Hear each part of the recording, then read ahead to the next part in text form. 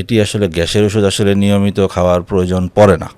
এটি বাংলাদেশের মানুষের আসলে খুবই ভুল ধারণা। তারা সবসময় আমার পেটে গ্যাস হয় এই কথা বলে বছরের পর বছর খেয়ে যেতে থাকে, কিন্তু এটি খাওয়ার আসলে সুযোগ নাই। তাকে আগে ডায়াগনোসিস করতে হবে যে এটা কি তার ফাংশনাল কোনো ইনডাইজেশন নাকি তার পেপটিক আলসার আছে। যদি তার ডেফিনিট পেপটিক আলসার থাকে তাহলে একটি নির্দিষ্ট সময় পর্যন্ত, সাধারণত 6 থেকে 8 সপ্তাহ পর্যন্ত গ্যাসের ওষুধ, অ্যান্টি আলসারেন্ট ওষুধ খেলেই এটি ভালো হয়ে যায়।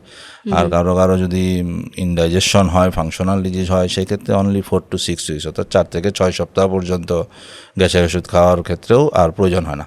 হ্যাঁ, কারো কারো ক্ষেত্রে লং টার্ম খেতে হয় যদি সে কোনো কারণে অন্য কোনো অসুখের জন্য কোনো ব্যথার ওষুধ সে খেয়ে যেতে থাকে। উনি যদি এনএসএইডি খায় দীর্ঘদিনের জন্য, তাহলে হয়তোবা তাকে একটি লো ডোজ পিপিআই অনেক দিন পর্যন্ত লং টার্ম খেতে হয়। তা না হলে কখনোই আসলে এই দীর্ঘমেয়াদে কেউ গ্যাসের ওষুধ খেয়ে যাবে না, সেটি তার জন্য আরও ক্ষতিকর, অসুবিধার সৃষ্টি করে।